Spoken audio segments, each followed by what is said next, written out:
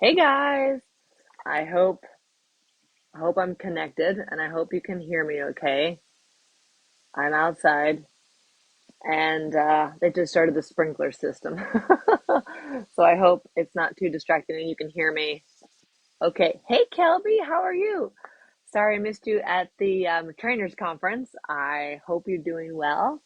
And I hope you can hear me because I think this is working okay. Okay. Um, yes. So it's 9 o'clock. I'm sorry, my wine about it Wednesday is not only with water, but it's also very late because we're like we are in the mix of it already. You know, we got to Florida, everyone is settled, people have all arrived.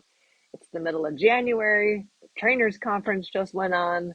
The Helgstrand open house just happened, so season is in full swing. And yeah, I mean, tonight, once I get through like all the different announcements and just to like keep everybody like connected with what we're up to and what we're doing, I'm going to talk about things I've been thinking about this week. We've had a lot of amazing people helping us with our writing as of late. And, this theme just keeps coming up of like, it's a riding sport and not a horsing sport.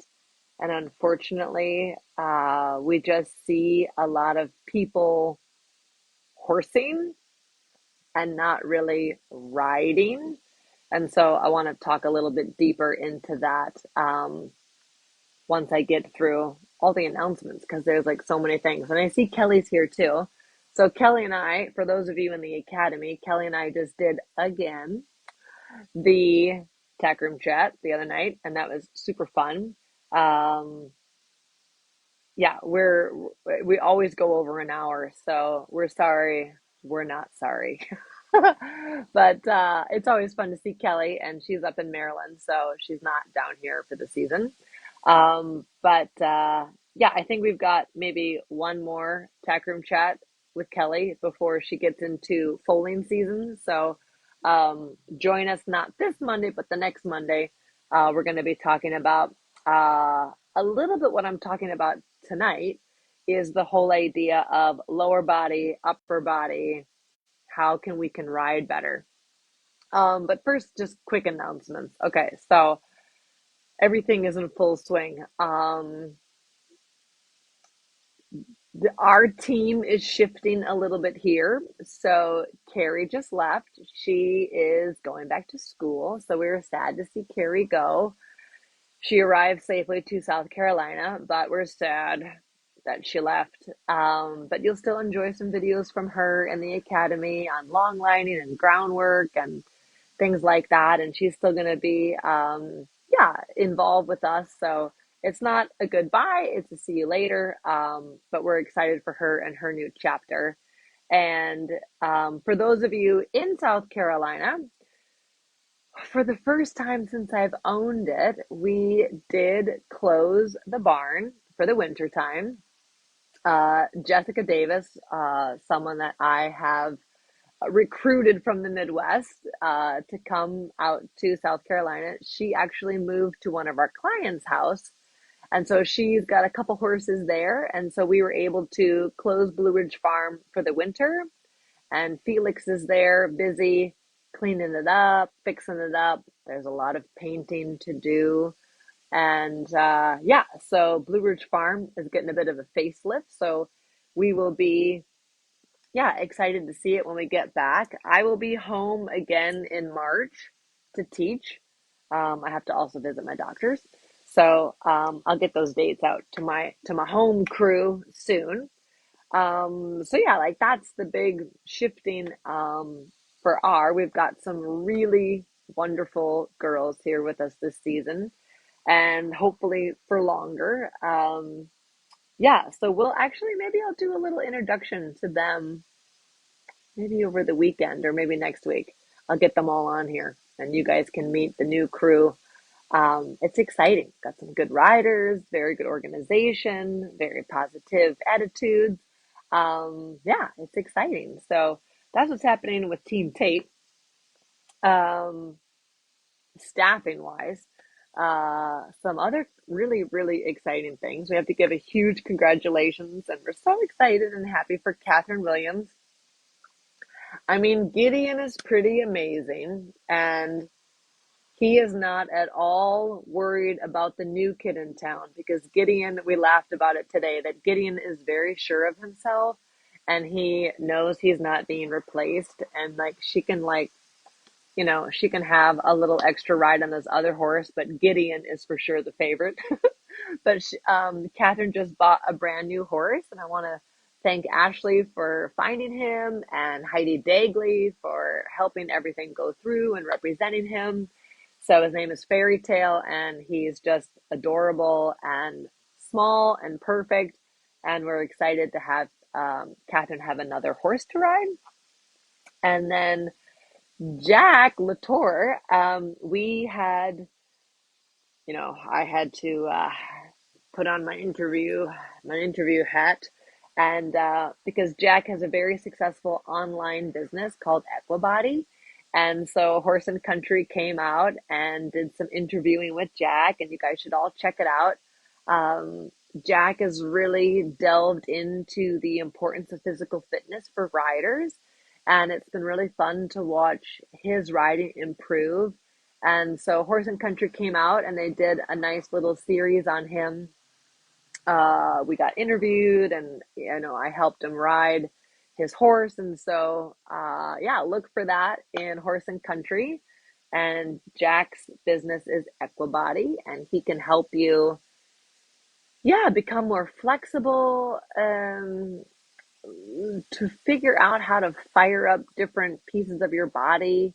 So yeah, so it's kind of been like this interesting, like, not fitness week, but just, we joke in our barn, especially with Jack, we're always just like, we just have to ride better. Like, that's what you need to do, is just ride better, and so then it becomes this big giant thing of like, how can I ride better? And so I'll talk a little bit about that in a little bit, but you guys can also check out Equibody and yeah, see if it's something for you. And yeah, what else happened this week? Yeah, a lot of people were visiting for the trainers conference, so that was fun. I didn't get a chance to go over, but I heard it was great. So I will be going on dressage today and buying that because Hank Van Buren is awesome. And yeah, it'll be interesting to hear. I haven't heard Linda teach in a long time. So yeah, big fans of Linda and Lilo. So that's cool. And yeah, David Hunt's great. So yeah, I think it was really exciting, and I'm sure Megan Compton will have some notes for us. So that was great. It was fun to see her. So yeah, the trainers conference, that was great. I was busy teaching Allison Springer. We had a great session with all four of her horses on Monday. For those of you, she's my favorite eventing student, and she's an awesome rider. She's got a really great group of horses coming up. So it was fun. Like, she warmed the horses up, I rode them, and then I had her get back on. And yeah, the eventing horses are just a little bit of a different breed. But it all just comes down to ride better. All of us ride better. But also throughness, but if we're not riding in a way that promotes throughness, then what are we doing? So that was really fun, and like, it was like from like 11:30 to 3, it was just like boom boom boom, like all the horses. So that was really fun on Monday. And then of course Tuesday was Jack's interview with Horse and Country. And then yeah, the week before that, like, for my own personal riding, we had, let's see, Suzanne Galden was there. And then we also had Stephanie Sahult came, and she's a physio. So we had like some biomechanics and some physio work, and yeah, giving me some little exercises to do on the ground. And it was just been super cool. And then today I did a class with Dave Find with his Feldenkrais. and I was like the celebrity, guest during the class. But it was like an amazing class. And everything I had talked with Suzanne and Stephanie, my physio, and always in my lessons with Michael and Allie, I absolutely like, and Kathy Connolly also, like everyone was talking about like these same pieces of my body. And then in Dave's class today, like it just totally like sunk into my body in a different way. And it was an awesome class. I hope to share the recording so you guys can play around with that. And I'll talk about that in a second. But that happened today. So that was like at noon. So we did a Feldenkrais class, and it seems like this weird thing where it's like turn in the direction that you can turn easy, and then like keep your eyes but turn your body, and then it's like all these like weird little riddles to kind of like help change up the pattern of your body and then give more elasticity to your spine. And then all the different pieces I'll talk about in a minute, but like all the different pieces that in Dave's class was absolutely everything I had been working on in the saddle with my coaches from the week before. So that was pretty cool. So I will share the link here because it was very cool. And then, like, it's creepy because then he started talking about he's going to do this next class with, I don't remember, it's like bone care or something like that. And it's about like bone density. And I'm like, dude, how do you know that like this has been on my mind? Because part of my breast cancer medication, I had to get a bone density test, and I think it's just my like where my bone density is. I don't think I'm actually like osteoarthritis, but my medication can sort of, and like being put into menopause medically can like cause some things like that.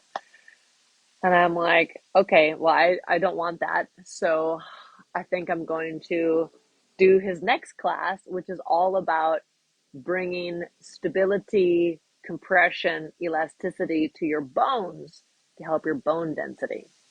That eating well and lifting weights is what I'm going to do. So I have like the medication on my counter, but I don't want to take medication because I have to take this medication because I take a different medication, because then it just gets like too many medications. So I think I've decided that I don't want to do that, and my bones are fine. And I'm just gonna like meditate about it and exercise about it, and take Dave's class, and boom, I'm gonna be fine. My bone density is gonna be like amazing. That's my plan.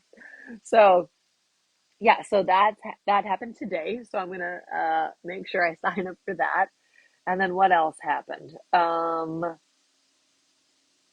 Yeah. Oh, on Friday, tomorrow, I'm a speaker for the Hanoverian American Hanoverian Society. So I'm going to share my experience in Germany. And I did a little bit inside the academy also about the breeding and the quality of horses and the quality of riding and how organized it all is and how far back it goes. And yeah, so I'm going to talk about that on Friday. So hopefully you guys can come. Oh yeah, they're Pam. Pam's also struggling with the osteo medication. Yeah, exactly. I think we should just kick the meds to the curb. I'm with you, Pam. I'm with you, Pam. And I know I also like your shoes, right? Like we are all with you, Pam. And I'm gonna start crying if I talk about it more. But we're all been thinking about you and your beautiful daughter and the great loss you guys feel. And I love you. And all of us here are sending you our love and support during a really terrible time and hard time. But we love you. But I also think we should kick the meds to the curb. Um, okay, so now back to writing better. So like this whole month, it's been like, and since I got really home from Germany, it's been this like everything has been like dumping into my body slowly of like everything Michael told me all summer and fall, because I was there kind of a long time, like almost 8 months. And I mean, I got like a lesson every day, and I got to watch Michael ride every day and watch, all these great riders ride. And so to get home and start to process everything by myself, that was actually super helpful because I'm not used to daily help. I need to like I need you to tell me what you want me to do, and then I need to just go and figure out how to do it for myself. But finding this like really high level of doing less but getting more, like I'm just in a deep dive about that. And so, of course, Susanna Van Dietz, who is coming in February, I'll get you guys some dates. But my new friend, Suzanne Galden, is awesome. She's from Chicago, so she's also fantastic. And of course, Stephanie, who's my physio, who I gotta like interview all these people for my podcast because you guys have to meet them all. Oh my God, it's so good. And then in Dave's class, it just laying on my mat in my tack room in the middle of the day just like forced me to slow down and think about it, and absolutely how giant a change can be even though it's very deep inside your body. And so I thought I would just talk a little bit about um, just riding better, and that doesn't mean like in the timing of the aids and apply the half halt like this, like that's other things. And I've certainly talked a lot about that before, but just to even go over like when we talk about, or even your trainer says, like when you're going to talk about your rider checklist, like, oh, go get on your horse, walk around, do your walk, walk, walk, and go over your rider checklist. And of course, all of our bodies are different, but we all do have like human tendencies, and we also have like women tendencies, which I am an expert at because I'm a woman. And I'm sure men have like different things that they need to like check and make sure they're not doing or are doing. Um, but it's so much about we have to allow the horse to do the job, and so much of that is like what we're doing on our inside. I tell my students a lot of times, like, I don't want you to ride with your appendages.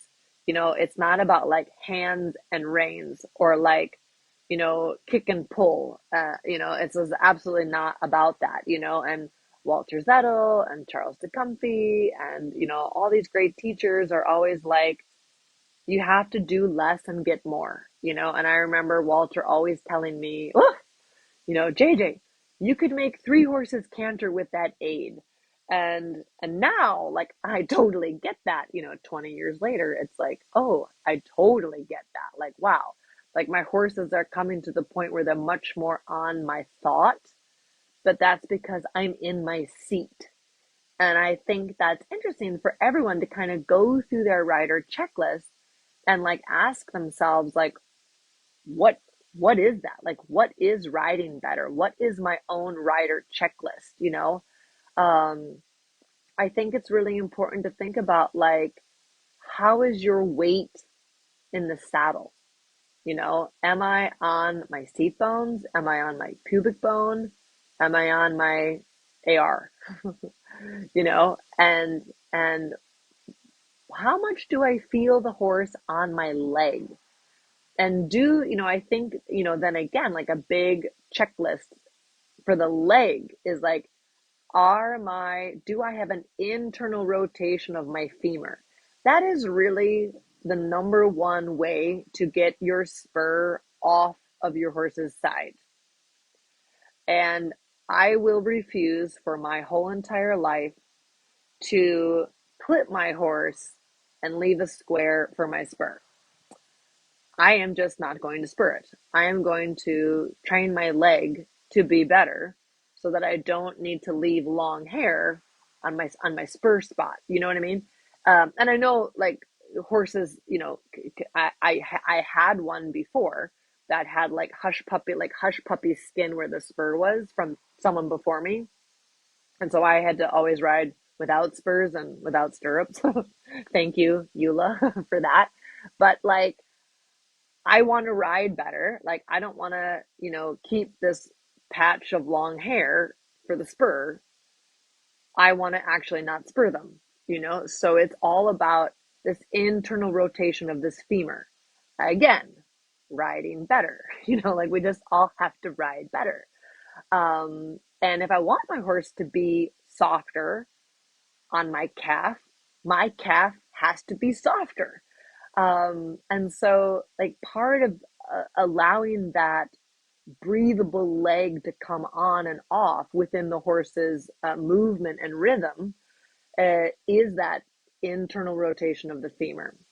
And so that's probably like the first thing I check when I get on. Like, can I pull my hamstring away, and can I rotate my quad closer to the saddle without, of course, falling onto my crotch and forking my seat. Like, I don't want you to do that.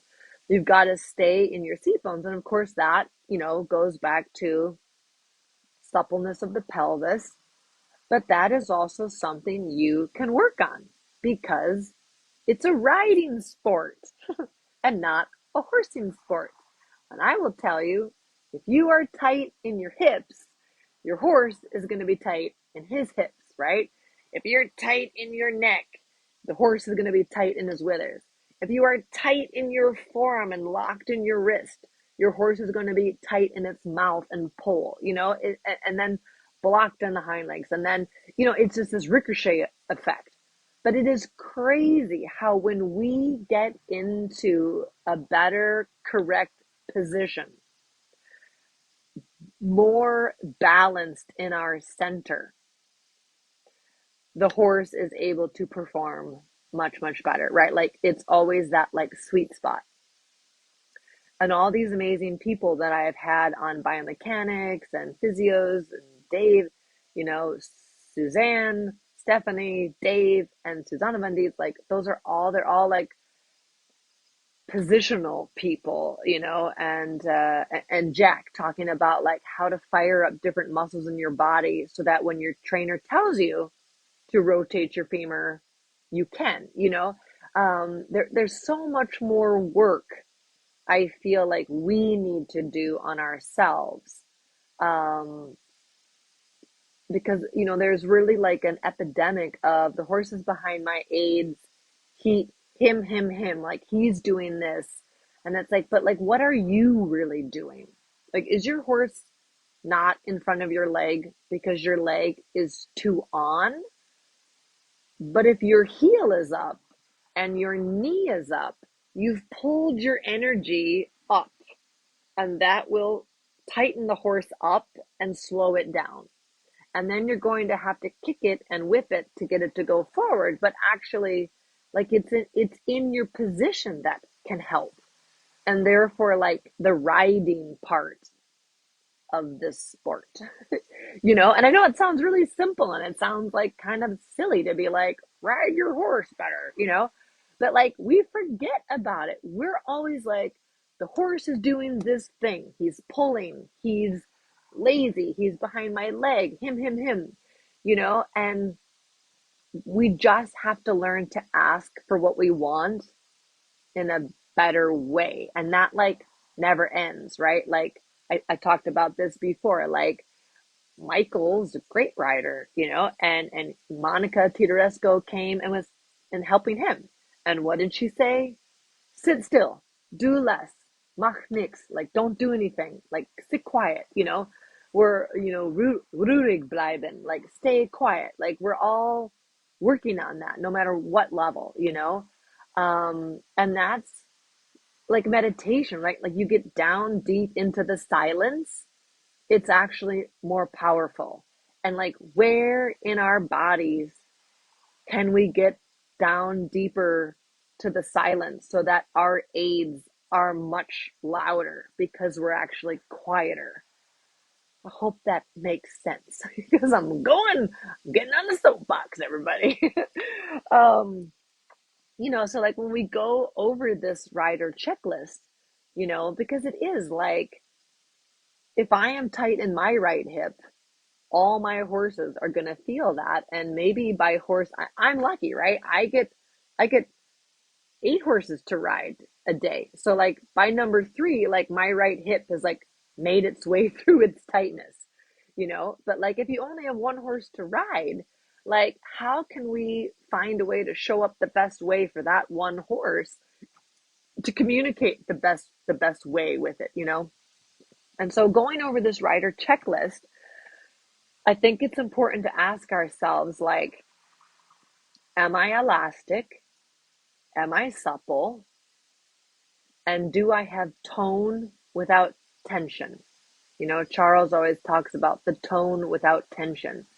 Susanna Van Dietz always talks about stability within the fluidity, right? Balance within the motion, like, which is always this constant place of finding your balance. And just like we need to like bring ourselves back to the center point, bring ourselves back to the center point, uh, move less on the outside, like your head or your feet or your hands, right? Like bring that energy in closer, bring it in closer, bring it into the depth of yourself where your truth lies.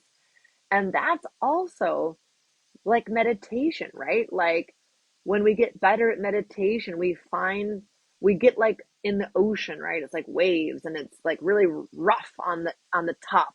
And then you get lower in and it gets quieter and still. And you get deeper down and it gets darker and more still and more quiet.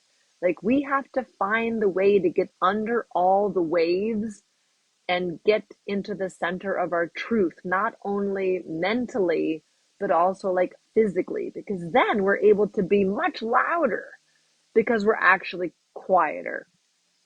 And then what we say actually means more because we're not chattering all the time to the horse. And again, that's like riding better. Like, how do we ride better, right? So, a couple of things like we talk about, and a lot of things I've talked a bit about, but I've gotten a deeper understanding and I'm working on it in my own writing, um, is this idea of the ability to like pull, like make the distance between my pubic bone and my belly button a little bit shorter, which is going to flatten a little bit my low back, which then my pelvis is able to have this fluidity of motion.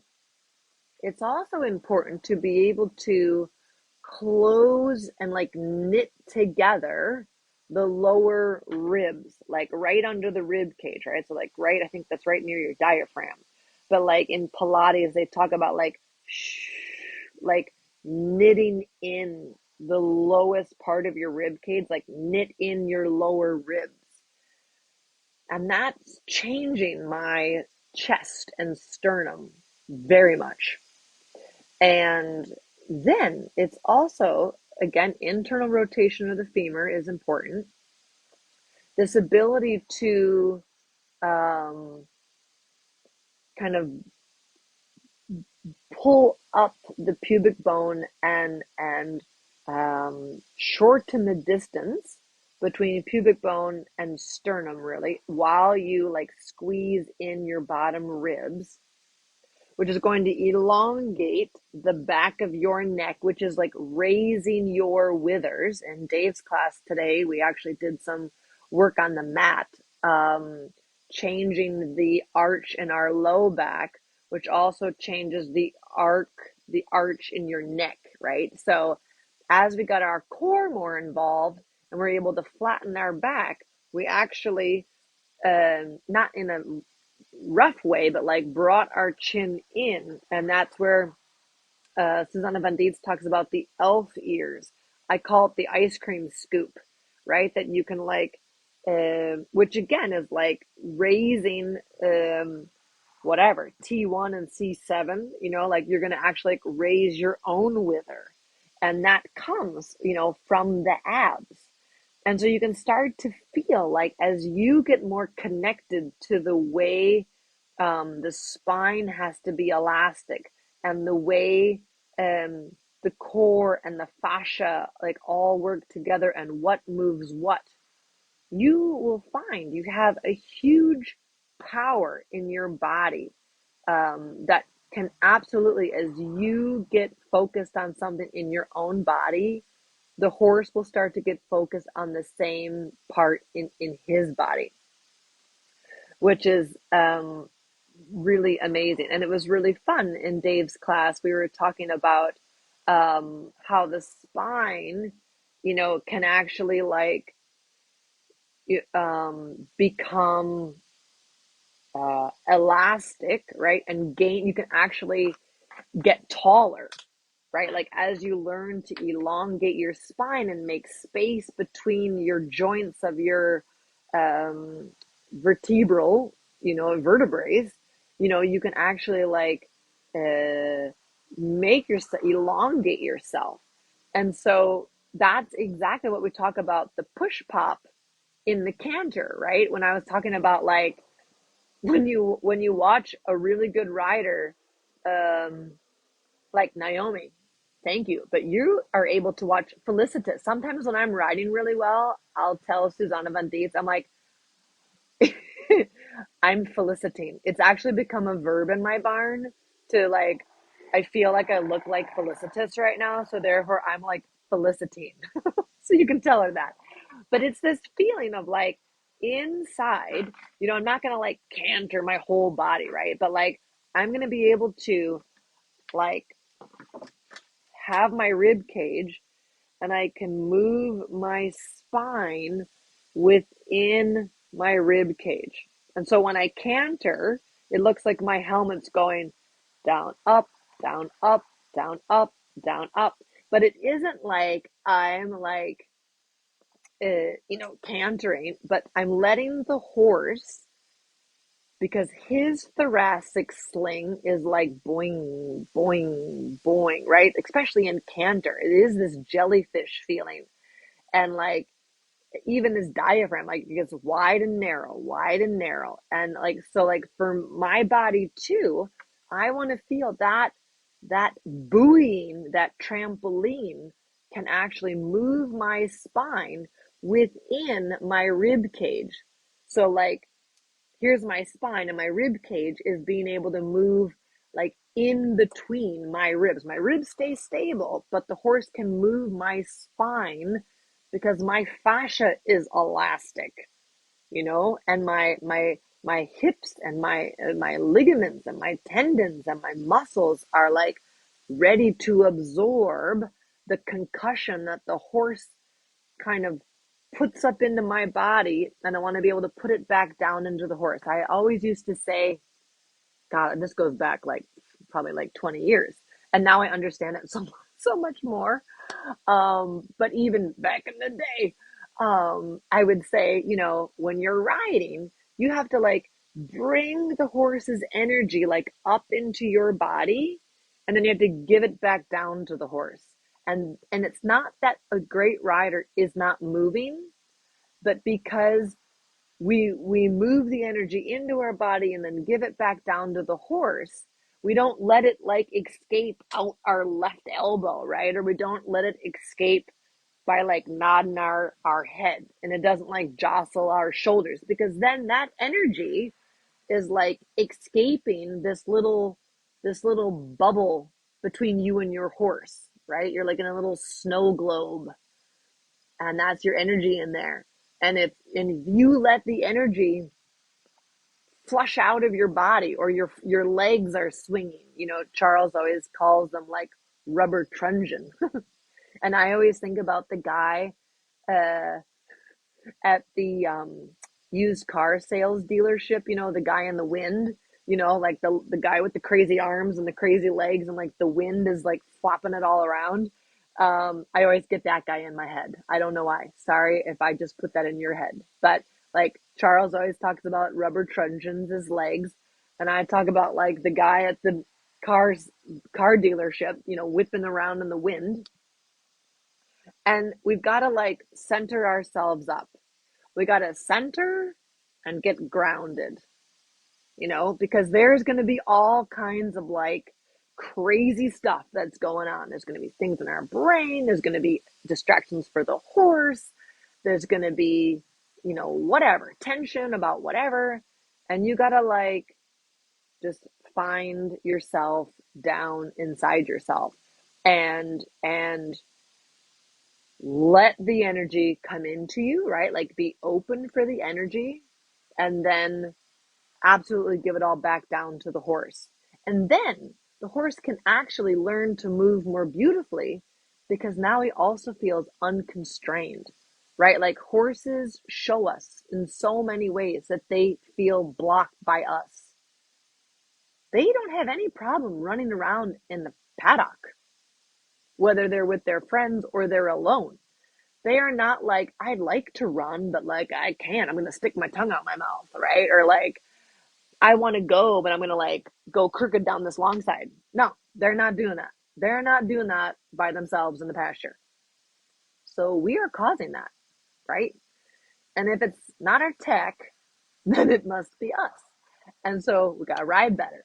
And so this whole idea of like being able to find the way into syncing up with the horse's motion and not blocking it with our own tensions or weaknesses or imbalances. We've got to find those checklists to go through, right? Can I rotate my femur? Can I get that internal rotation of my femur to pull my heel away? Is my foot underneath my body enough, that I would stay balanced? If all of a sudden the horse got like whoop, disappeared out from underneath me, would I fall to the ground and be able to be standing on my feet? You know, that's that balance, right? Then it's the idea of, do I have control and can I push my lower back? Can I flatten my lower back, right? Can I do a wall sit? Oh, that's another thing. Laura Crump Anderson has been helping me work out. So now I got this girl on Zoom who's like in Virginia and she's like telling me to do all these awesome things. She just wrote a great book. I'm going to get her in here to interview as well. But so I've been doing that too.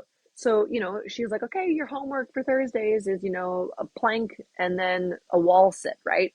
And be able to flatten your back against the wall and then release and then flatten it and release, because it's never about staying stuck in one spot. Like being stuck in any way, shape, or form is like not great. So it's about being elastic and it's about being, yeah, just absorb it and then let it go, thinking about also like we carry a lot of tension in our shoulders, or our neck as humans. So like, question. Does putting your leg too far back block the horse? Hi, Fabel. Yes, 100%. So the driving, like I just actually did 3 videos on this in the academy about behind the leg, because almost, I would say 95% of anyone who tells me their horse is behind the leg, their leg is too far back, right? Because if you put your leg in the outside leg canter position, right? You take your stirrup leather and you pull your foot back. You are now in the outside leg canter position.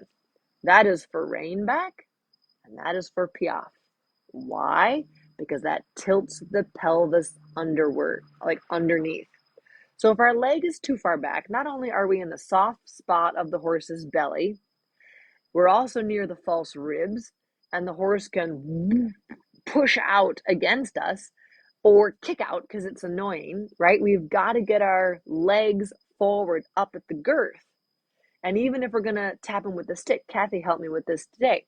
You want to be able to like, whoop, take that little tap with the whip and tap it right behind your boot, like right behind your spur. If you look at the old pictures, the spur was actually behind the girth.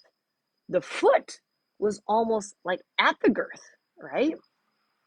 So yes, the leg too far back is not only going to lighten our seat bones and put us on our crotch, that's going to drop down the garage door, right? So now the horse feels blocked because you're on your pubic bone, and the legs are too far back in his soft part of his tummy. He might even pin his ears and kick at your leg, right? But he's for sure going to slow down and ball up or mince up, right? So we got to sit up and relax the leg down, put those legs forward, and squeeze the horse much farther forward.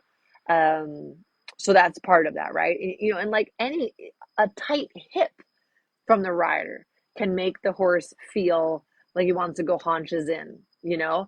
To not having this guy right here in your thumb, this little this little triangle has to be happening. How you hold the rein, how you keep your rein length is this part of your thumb. Your thumb has to pinch the rein. I don't have anything here I can show it with, but like you gotta, that's what keeps the rein the right length, right? And when you bend this joint, you soften your wrist, right? If you're like this with your hand and your thumb is flat, you've now created so much tension in your wrist. And the horse can't help but then be stiff. Why? Because we're holding on to the most sensitive part of the whole horse. We're sitting on the weakest part, we're holding on to the most sensitive. And yet it's his fault. He's behind the leg. The prey animal who likes to run, doesn't want to run. So what's happening there, right? And that's for all of us to just take that responsibility. We owe it to the horse. Horses are like amazing. And they are our connection to what's real in life, which is just like love, you know. But we all get distracted. We got phones and I mean, people even in Wellington in wintertime, it's like everyone is texting on their telephone. I would never ride a bicycle in this town because you're going to get run over, right? Because everyone's late, everyone's rushing, and everybody's on their phone. And it's like, oh my gosh, like where are the good old days? And by good old days, I mean like way back when, right? Like we've got to stay in connection with the essence of the earth and like what is truth. And part of this, like finding horses help us like connect to that piece of us, right? Like there's a really great thing going around on Facebook. And I think I shared it in Team Tate TV, but it's like when you're bridling that horse, are you thinking about the bridle or are you thinking about that horse? Like you need to be thinking about that horse while you bridle it. And are you lunging that horse? You need to be thinking about that horse while you lunge it. And I was like, oh my God, I love this, right? Because like how often, and I talked about this in Team Tate TV about like, I don't ride with my phone because I need to like that pulls you away from that concentration place, right? Like horses react to energy, they react to our intention. They really do go on our thought, right? Like if you're like, oh, he might spook at that mailbox. Oh, he's not going to like that. He's for sure not going to like that. And I struggle with this legit every single day with Freddie because I'm like, oh, good. Horses are running in turnout. Oh, that little Spanish horse cantering, thank God it doesn't have plastic bell boots on because then it would really like send us for a loop, but like Freddie's like, like the environment is just like, but then like I'm focused on the environment. And so then of course he's like, well, me too. So I'm working on that emotionally and mentally to get grounded and centered. But like the last 3 weeks, I've been getting there physically in my riding. So now it's been really fun to connect those things. And I've been reading two really great books: Winning Habits, How Elite Equestrians Master the Mental Game by Annetta Patericus. I just started this. I love this. I can't put it down actually. And I am listening to, but I also have the hard copy because that's who I am, kind of crazy. Breaking the Habit of Being Yourself by, of course, Dr. Joe Dispenza, my fave. Um, so working through those things. So those are like the mental pieces, but I think it's so amazing how connected the mind and body are, right? Of course, like, I don't even need to get into this tonight, but like dis-ease in your body can create a disease. Personal experience right there. But we can go into that a whole nother time. But yeah, this whole like inspiration of like, how can I ride better? Like, how can I, like, where am I tight? am I even aware? Like, do I feel my body, right? Like, and do I feel my horse when I'm attempting to canter it, right? Like, I love that. Again, going back to that thing on Facebook I shared about like, are you thinking about bridling? You're thinking about bridling that horse. Well, you need to think about that horse that you're bridling. And are you thinking about grooming that horse? And you need to think about that horse that you're grooming. And there's just a different level of connectiveness when you do that, And then it's also about like, we always talk about like namaste, right? Like the light in me honors the light in you. But like, can you even find your light? Or is it like a strobe light flashing, or is it so dim with all these distractions in your life you can't find it, right? Like, find your light and then be able to honor the light in not only everyone around you, but for sure your horse. Like, that's one of like your most favorite, I mean, people to be around, like we love our horses. And like they are such a reflection of the truth, and so we need to be able to connect on that level to them. You know, something that I also, every day really think about when I'm riding past the mirror. Like, of course, I want to like check how I'm riding, and are all the pieces lined up, and am I in alignment, and are my toes in, and what are my hands doing, and what is it? What information is the mirror giving me about myself? And then it's like, and how is that affecting the horse? What does the horse look like? But sometimes the most important thing I look at in the mirror is my horse's eye. Like, what, how is he feeling about this? Is he worried? Is he struggling? Is he proud? Is he alert? Is he distracted? Like, how is he feeling um, my aids? And can I get quieter? Like, always seeking. And I'm really working on that in my meditation too. Like, can I get deeper and quieter so that I can actually hear the truth? So I hope you guys think about that when you get on your horses tomorrow. And I hope you guys found this helpful. Thank you for listening. And I will see you soon. All right. Thank you. Bye. Make it a great night. Okay. Bye.